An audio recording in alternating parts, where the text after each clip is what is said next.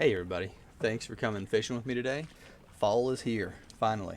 After a long summer of, having some frustrating fishing trips and, not loading the boat every time you go out, fall is here. The fish are biting again, and it's about to get really good. This is a big loaded down brush pile. Watch this. Jig's coming over the top. He turned up, nailed it.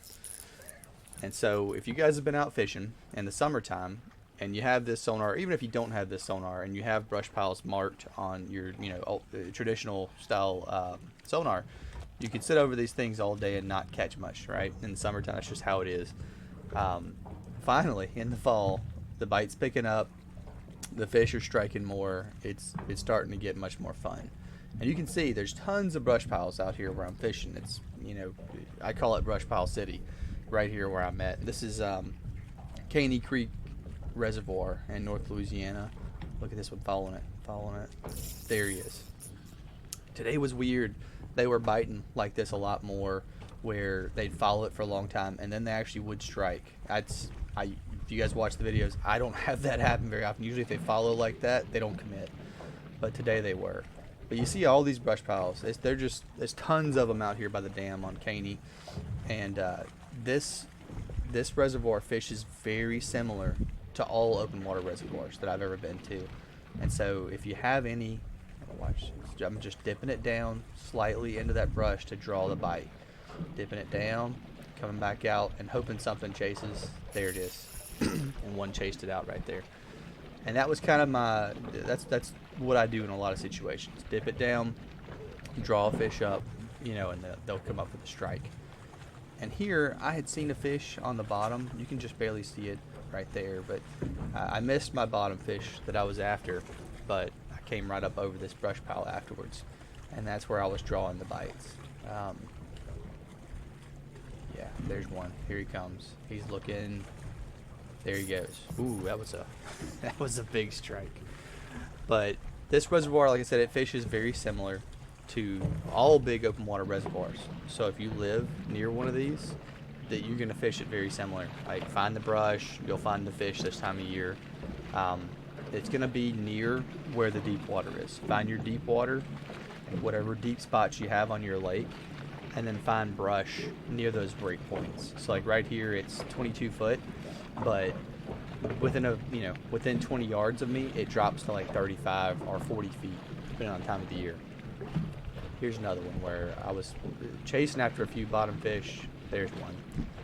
Yeah, he hit it, but I didn't get him. I figured out those are stripers on the bottom that are roaming around, because I caught a few after the day went on. They were little striped bass. Oh, that's a good one. There it is. There it is. This was a great day of fishing.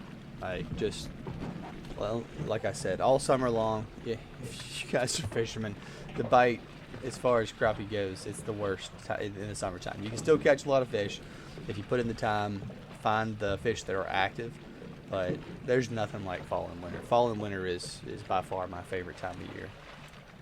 So right here, I'm vertical jigging. I'm up under the boat, just right beside it, and trying to pull a fish out of here. This is usually what I do after I've kind of worn out a brush pile, to try and pull a few more out. And you can see, yeah, there's one. He came out after it. I was on the very edge of this brush, and I think the fish were in my shade under it. Like, so the brush pile was in the shade of the boat, and it gave them a good ambush point where I could sit. Here it is again. I'm coming right over the edge of this brush pile. The fish are in the shadow of the boat, and so the jig is maybe lit up a little bit around the edge of that shadow, and it gives them that perfect kind of ambush spot they like. They like to. There he comes. Look, a couple of them coming out after it. They're all kind of fighting over it right now. 3 came out, and we got one of those 3. But it was a good spot. I pulled a few fish off that little spot, just like that, giving them an ambush point to come out and attack the jig. What they think is bait fish that has wandered into that shadow, and they're in a good ambush spot to get them. Luckily, the wind put me in a good spot where I could do this with the sun behind me. Oh, that's a good fish. You can see him coming up. That's a big fish. Ooh, that's a big, that's a big black crappie. That's mostly what I catch out here is the black crappie instead of the white that I usually pull off of Darbon. That's a good one. My daughter, my 4-year-old daughter, actually came out with me a couple of days ago here and caught a 2-pound black crappie off this lake. And she, I thought I was going to lose my fishing pole. I wanted to grab it from her and help her, but she, you know, it's tough when you're a parent watching them and risking losing those fish. But she got it. She reeled it in. I netted it for her. Oh man, that's a good one. And like I said, it's all summer long. I've been fishing, you know, these lakes just like this. And look, I'm still fishing the edge of this brush. This was a great setup, and so I pulled a lot of fish off here just like this. And this day, while I'm out here, I think my camera's overheated about halfway through the day, maybe around 4:30 or something.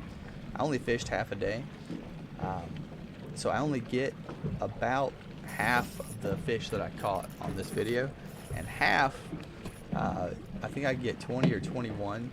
Oh look, my line got tangled up on the light. But I got 20 or 21 on this video, and I wound up catching 47 today. One of the better days of fishing I've ever had in my life was right here today. And it was doing just this kind of stuff, just sitting over these loaded down brush piles, having these fish be crazy active, and just pulling them in. It looks, some of these make it look like it's just one catch after the other, but I really was having to coax these fish into bite sometimes. And it took me, man, look, I'm sitting right over it, but they're not biting. I'm not on the edge of that brush pile anymore. I'm right over the middle of it. And I think I'm out of the shade. You see the boat has turned, and so they're not in the shade of the boat anymore. So I think that was making a big difference on how well they wanted to bite. And this is a longer, yeah, there you go. That's more of what you'd see in the summertime though, right? You could put a jig right down the middle of them, and they would just do that all day and never actually bite anything you're throwing down. Minnows helps a lot in the summer. If you have that happen a bunch, and you know you're sticking with jigs, try to get some live bait. It does help in the summer, but it's fall now, so you can put all the minnow gear away and go back to using jigs, because it's about to get really good. It's getting really good. This was a great day, and after a long summer of, you know, having, oh, that's a good one, having some bad days here and there on the water. That's a tiny fish. I think I might be on flip this time. I can't hear what I said there, but probably something about how tiny this fish is. Oh, this is the one though, watch. So LiveScope stayed in position. Watch this fish. I wasn't paying attention to it, but look, you can watch that little fish I just threw back. We get to watch him go all the way back down into this brush pile. Check him out. I've always wondered how well they do when you release him, but look at that. He goes right back down into the brush. That was really neat to see that, you know, when you throw them back, they're just going right back to their little home. That's probably why the brush piles seem to get worse after you release them. My grandmother always said they go down and tell all their friends, don't eat anymore. There's, you know, bad guys up above us. And, oh, that's a good one. I don't know if they're really telling their friends that, but I have found that the bite does sometimes slow down after I release a few in a spot. That's just anecdotal from me, but okay. And one thing I did want to talk about was lures out here. So if you guys are watching this, you're saying, man, I can't get them to bite like this on these brush piles, no matter what time of year it is. I spent an hour, so I got out here at like 12:30 and started fishing, and I spent maybe 45 minutes or an hour figuring out what they wanted. I caught one almost immediately. One of the first fish I caught on this video was with one of my normal big lures, but then nothing. And so I changed jigs. I don't know, I probably got 20 or 25 jig changes, and I finally figured out what it was going to be today. And that's why they were on fire like this, is I figured out what they wanted today.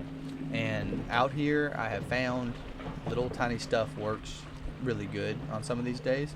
This is a 1/64 ounce jig head with a tiny, it's really tiny, with a little 1-inch curly tail jig on it. And guys, if that tail wasn't spinning, that's a bigger fish. Yeah, it's a much bigger fish. It's a good one.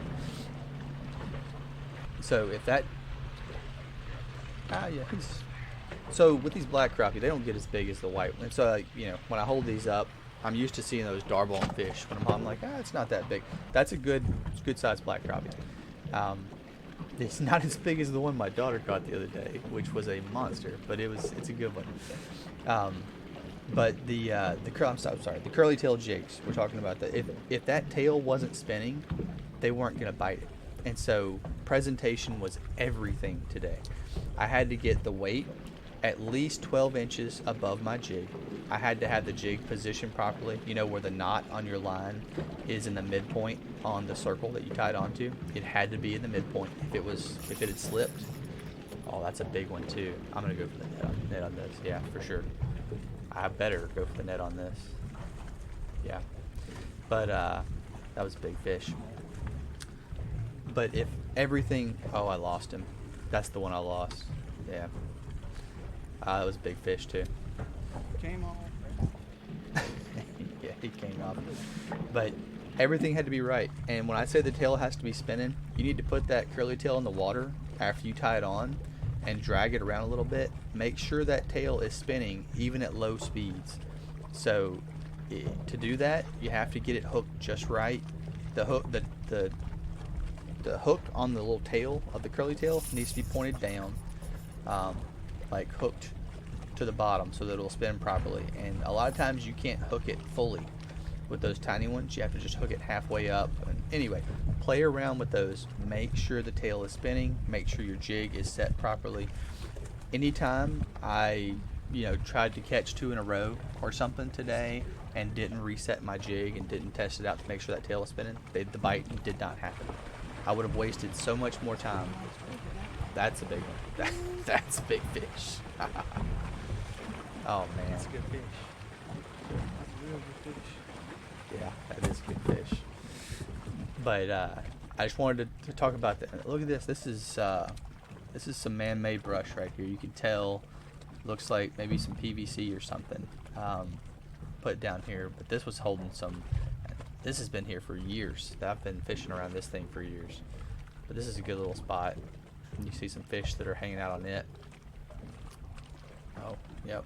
Well, I probably jigged it too much, and that guy, he missed it. Oh, he's coming back for it, though. One of these other ones going to get it. Here he comes. Ooh, yeah. So they were active down there. There was a few of them that wanted it. I think I pulled a few off this spot. This actually wasn't even the spot I was intending to fish. It was close to another brush pile, and I saw it and grabbed a few fish off of it. But that was a good little spot. I'm probably a broken record, but again, make sure your jigs are presenting properly. I watched a lot of guys come up to these spots after I'd hit them or before I'd hit them, and they would sit for 30 minutes or 40 minutes and then they'd leave. My guess is they didn't change jigs often enough, didn't have the right size they wanted today, or that everything wasn't set up just proper. It's probably the size. Nobody carries, if you don't have a tackle box full of colors, sizes, shapes, you should. If you're a crappie fisherman, you need to have like a lot of tools in your box for days like this when they want something specific. Because if you don't, that's the difference between catching fish and not catching fish some days. There's a lot. I mean, I have all sorts of crazy stuff in my box that I might not pull out but once a year. But sometimes it's that one time a year it makes the difference. I'd say 90% of the time I fish like 2 or 3 different jigs. But then there's these days like this where I have to pull out, crazy tiny stuff that, looks bigger than my pinky nail. And that's the only thing I catch them on. And when I say the only thing, I mean 46 of the 47 fish I caught today, that I kept today, 46 of those were caught with that one jig. The one the only jig, the 1/64th ounce with a 1-inch curly tail. And they were very, very picky today.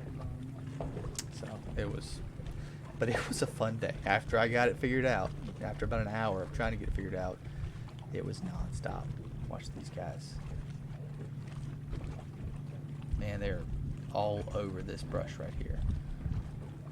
We're getting close, so here comes one. It's hard to follow what's going on right there. I'm up at the top. Now I'm back in the middle. There's a few chasing it, but they're not committing. Oh, here comes one. Here comes one. Yep. They get in competition mode like that where they're all kind of over it, and that's when you know one's probably going to hit it, because they, that instinct tells them grab the bait before my friend does. So I think that is the last catch I have. My camera's overheated. It was like 90 something degrees out there. My camera started to overheat, and so I cut them off for the rest of the day. I left out, like, this is at 4:30. I stayed out here till like 7, and it was pretty nonstop for the rest of the day. It was great day out here. Well, thank you guys for watching. I'll be trying to put out some more videos pretty soon. I'm going out a lot more now that fall is here, and if you guys aren't going out yet, it's time. Like, the fish are starting to bite. It's going to pick up from here on out. I think we have cooler weather coming in very soon across the country. So get your fishing poles out. Everybody get ready. Thanks, everybody.